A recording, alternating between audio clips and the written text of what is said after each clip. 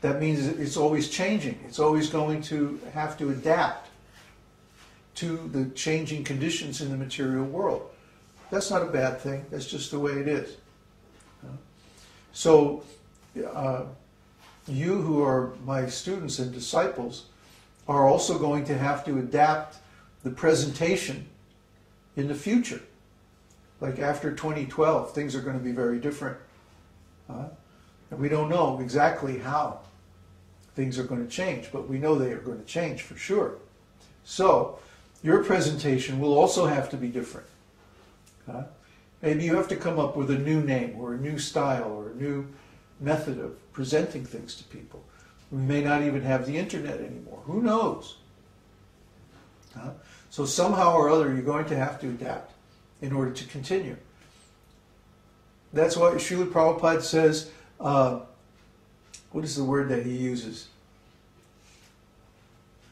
Well, anyway, a static mode of presentation doesn't work.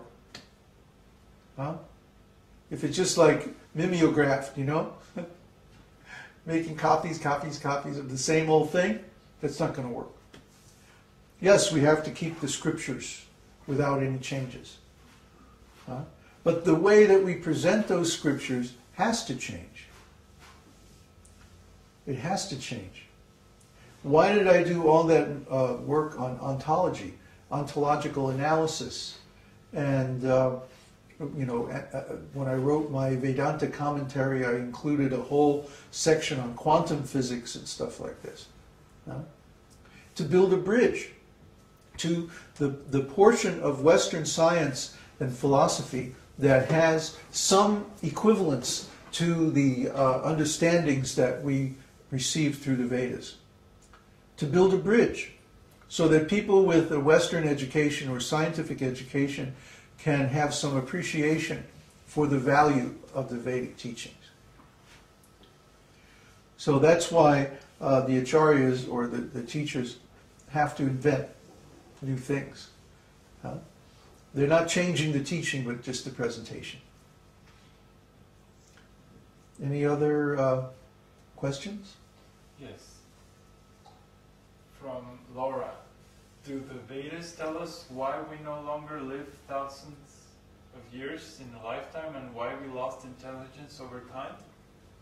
Well, yeah, because of Krishna's arrangement. This arrangement of the yugas is Krishna. Krishna is doing this. For example, at the end of the previous yuga, Krishna appears and arranges the battlefield of Kurukshetra so that all the qualified kshatriyas are killed. He even arranged that his own dynasty, the Yadu dynasty, would be killed before he disappeared. Why? Because he is the Yuga avatar, and he's setting things up for the next Yuga, the change of Yugas. The Kali Yuga is considered to have begun at the time of disappearance of Lord Krishna from this world. So this Yuga will go on for 432,000 years, and at the end, Kalki will come, kill everybody, and start things all over again with Satya Yuga. So that's what Krishna does. Why? To push people toward the Vedas. If this material world is so nice and everything is wonderful and there's no problems, there would be no incentive to try to get out of it. We would be able to maintain the illusion that we can enjoy without Krishna. We can enjoy Krishna's energy without serving Krishna. And this is offensive. Just like if I have, let's say I have a piece of land or property, and then people come onto my land and they start stealing things and cutting down trees and taking the animals or, doing whatever. That's offensive to me. That's my land. Those are my trees. It's my animals, my property. You can't come on there and do whatever you want to do or enjoy it without my permission. Similarly, everything in this world belongs to Krishna. So you can't come into this world and start enjoying That's offensive to Krishna. If you want to serve, that's all right. But the disease in material consciousness is that we don't want to serve. We want to be the enjoyer, the owner, the controller. This is rascal. This is the material disease. So, Krishna makes arrangement that there are periodic disasters. Pralaya means devastation. Especially at the sandhya, or the border, between the different yugas and between the different sub-parts of the yugas. Like, for example, right now, what's happening, what we're in the middle of actually, is the pralaya, the devastation at the sandhya, the boundary between the Kali chakra of the Kali Yuga and the Satya chakra of the Kali Yuga. The Kali chakra is the first 5,000 years of the Kali Yuga. Just like the planetary periods in Jyotish, like when you go into the major planetary period of Jupiter, let's say, then the first minor planetary period is also Jupiter. So you have the major period of Jupiter and the minor period of Jupiter. And then the next minor period is Mercury. Or what comes after Jupiter? Saturn. Saturn, and then Mercury, and then Ketu, and then so on. So similarly, when the Yuga starts, the first sub-period within the Yuga is the same quality as the Yuga itself. So the first 5,000 years of the Kali Yuga was the Kali chakra. And therefore it was very, very bad. Very negative. But now we're going into the Satya chakra of the Kali Yuga, which means for the next 20,000 years, because Satya Yuga is 4 times the length of Kali Yuga. Satya Yuga is also called Krita. Krita means 4. So you have Kali means 1, Dvapara means 2, Treta means 3, and Krita means 4 times 1 Yuga, which is 432,000 years. Okay, similarly, the chakras within the Yuga have the same time relationship. So the Kali chakra is 5,000 years, then the Krita or Satya chakra is going to be 4 times that, or 20,000 years.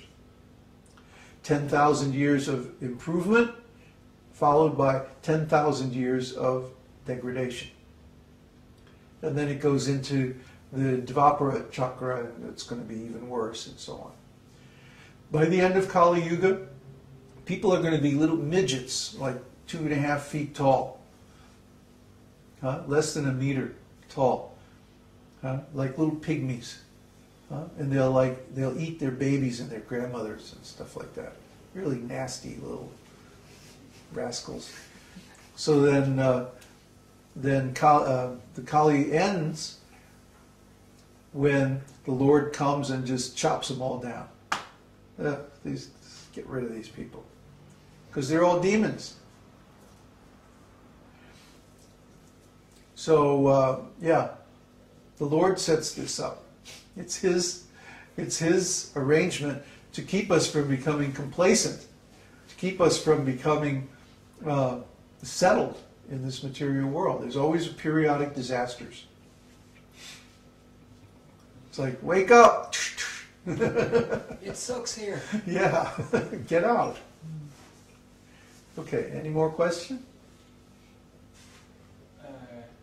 Laura, so could those of us living in the Kali Yuga be the ones with the worst karma to work out, to come to self-realization? Not necessarily.